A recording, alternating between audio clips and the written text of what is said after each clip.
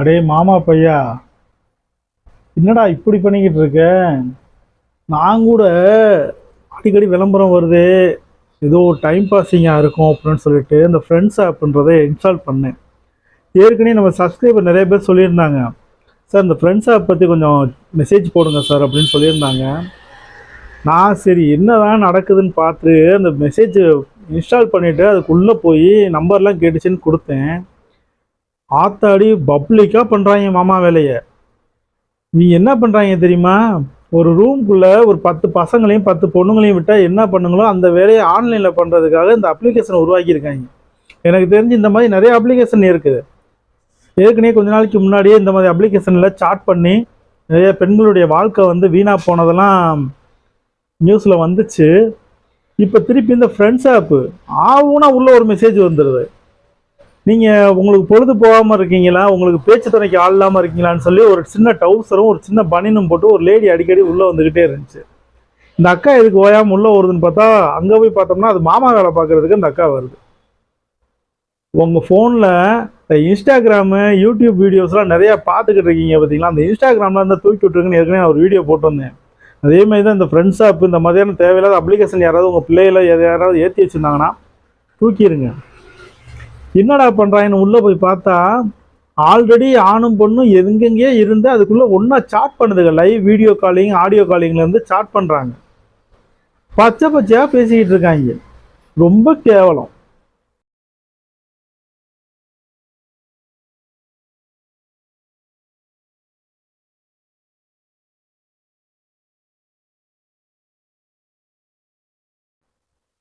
இங்கே வந்து நல்வழி காட்டுறதுக்குன்னு ஒரு அப்ளிகேஷன் கூட இருக்கிற மாதிரி தெரியல. எதுக்குள்ளே போனாலும் நேராக கொண்டு போய் அங்கே தான் விடுறான். இந்த பொம்பளை பிள்ளைங்க நிறையா அதில் இருக்குதுங்க. பசங்களுக்கு மேலே பொம்பளை பிள்ளைங்க நிறையா இருக்குதுங்க. உள்ளே போனோம்னா பசங்க கூட நம்மளை திட்டுறது கிடையாது, அந்த பொம்பளை பிள்ளைய திட்டுதுங்க. எங்களுடைய சாட் ரூம்குள்ளே நீங்கள் எதுக்கு உள்ளே வரீங்க அப்படின்னு சொல்லி நேராக கேட்குதுங்க. இதே மாதிரியான ஒரு விஷயத்த நான் நேற்று ஒரு ஃபேஸ்புக் வீடியோவில் பார்த்துருந்தேன். அந்த வீடியோவை உங்களுக்காக நான் ப்ளே பண்ணுறேன். அது என்ன நடந்ததுன்னு மட்டும் பாருங்களே. காதல் அப்படின்னா என்ன, காதல் எது, காதல் என்ன பண்ணும் அப்படின்னு ஏகப்பட்ட விஷயங்கள் நிறையா பேர் பேசியிருப்போம், செஞ்சு பார்த்துருப்போம். படங்கள்லாம் கூட விளக்கமாக தெரிஞ்சிருக்கும் நம்மளுக்கு. ஆனால் இப்போ இருக்கிறதுலாம் காதலே கிடையாது, இதெல்லாம் வேறு மாதிரி இருக்குது. அதில் நேற்று நடந்த ஒரு விஷயம் என் மனசை ரொம்ப பாதித்த ஒரு விஷயம். அதை ப்ளே பண்ணுறேன் பாருங்கள்.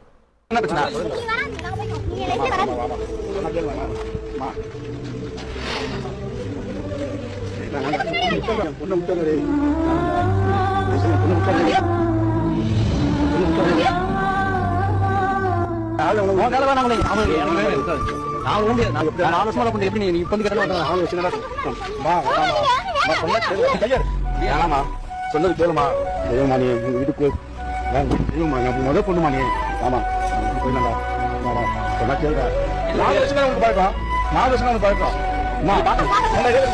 போயிடுவான் விட்டுட்டு அவன் சொகுசா உட்காந்து சாப்பிடுவான். அவனை பார்த்து எனக்கு தெரியுமா மாமா, நான் பார்த்து வச்ச மாப்பிள்ளை கட்டிக்குமா மாமா. சொன்னா கேளுமா. இது என்னன்னு கேட்டிங்கன்னா, 4 வருஷம் லவ் பண்ணான அந்த பையன், ஒரு பெத்த தகப்பன் வந்து தன்னுடைய மக காலிலையும் அந்த பையனுடைய காலிலையும் விழுகிறதுக்கு வராங்க. உட்காந்து பேசி சமாதானப்படுத்தவும்னு இல்லை விட்டு அவங்க அப்பா கூட சேர்த்து வச்சுட்டு போக வேண்டியதானே. அப்படி என்ன தள்ளி கட்ட போறீங்கன்னு எனக்கு தெரியல. காதல்னா முதல்ல என்னன்னு நினச்சிக்கோங்க, விட்டு கொடுக்குறது தான் முக்கியமான தன்மை இருக்கணும் காதலுக்கு.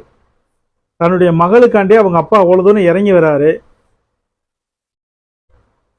அந்த பொண்ணை அவங்க அப்பாவோட சேர்த்து வச்சுட்டு போக வேண்டியதானே. ஏன் உனக்கு என்ன பொண்ணே கிடைக்காதா ஊர் உலகத்தில்?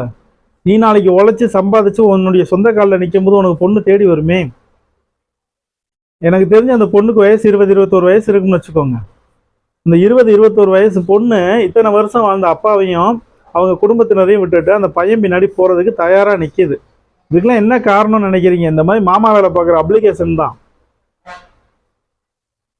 படிக்கிற பொண்ணுங்க, வேலைக்கு போகிற பொண்ணுங்க எல்லாத்தையும் அதுகளுடைய மனசுக்குள்ளே புகுந்து அதனுடைய எண்ணங்களை மாற்றி அதுக்கு கனவு காண்டுகிட்டு இருக்க எல்லாத்தையுமே மாற்றி இவங்க ஒரு தவறான விஷயத்தை அதுகளுடைய மனசுக்குள்ளே விதைச்சு, அதுக்கு தான் நேற்று ஒரு வீடியோ போட்டேன். தியேட்டரில் உட்காந்துக்கிட்டு என்ன பண்ணுறாங்க அப்படின்றது சிசிடிவி கேமரா ரெக்கார்ட் ஆகுதுன்னு.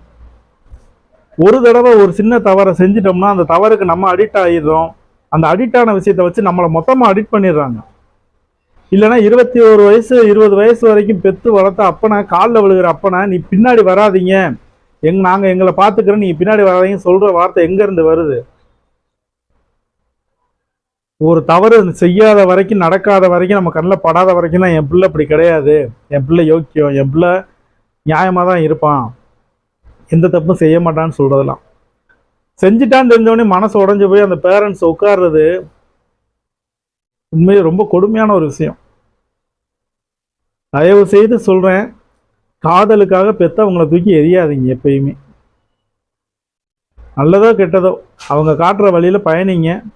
முடியாத பட்சத்தில் எடுத்து சொல்லி உங்களுடைய காதலை நிறைவேற்றுறதுக்காக என்ன வழியோ அதை பாருங்கள். காதல் அப்படின்னாலே அது வேற. நீங்கள் இப்போ வாழ்கிற வாழ்க்கையெல்லாம் காதலே கிடையாது எனக்கு தெரிஞ்சு. ஒரு தனியாக ஒரு ப்ரைவேட் அப்ளிகேஷனில் உட்காந்துக்கிட்டு சாட் பண்ணுறதும், அந்த ப்ரைவேட் அப்ளிகேஷனில் செக்ஸுவல் வியூஸ் பார்க்குறதும், வெளியில் போகிறது, டேட்டிங் பண்ணுறது, ஊரை சுற்றுறது, பைக்கில் கட்டி பிடிச்சிட்டு போகிறது, இதுதான் காதல் நினச்சிக்கிட்டு இருக்கீங்க இந்த ஜென்ரேஷன். கண்ணும் பார்க்காம, ஆட்களே பார்த்து கொள்ளாமல் எத்தனையோ பேர் காதலிச்சு அவங்களுடைய காதலை வெற்றிகரமாக முயற்சி பண்ணி பேரண்ட்ஸோட சம்மதத்தோட கல்யாணத்தை முடித்து இன்றைக்கி நல்லா வாழ்ந்துட்டுருக்காங்க. நீங்கள் உங்களை மாதிரி கல்யாணம் பண்ணுறேன்னு சொல்லிட்டு போய் எத்தனை பேர் எத்தனை நாள் நிம்மதியாக இருந்திருக்கீங்க? திரும்பவும் அதே பேரண்ட்ஸ்கிட்ட தான் ஓடியாரணும். கட்டிட்டு போனவன் சரியில்லை, கட்டிட்டு போனவன் சரியில்லைன்னு அம்மா அப்பாட்ட தான் போய் நிற்கணும்.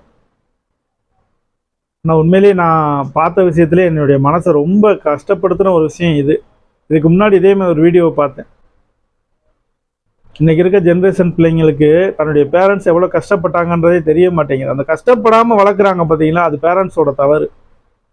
தன்னுடைய அப்பாவும் அம்மாவும் இவ்வளோ கஷ்டப்படுறாங்க அப்படின்னு தெரிஞ்சாலே அந்த பொண்ணுங்க இன்னொரு ஆம்பளைகிட்ட பேசுகிறதுக்கும் இந்த வழிக்கு போகிறதுக்கே தயங்குங்க.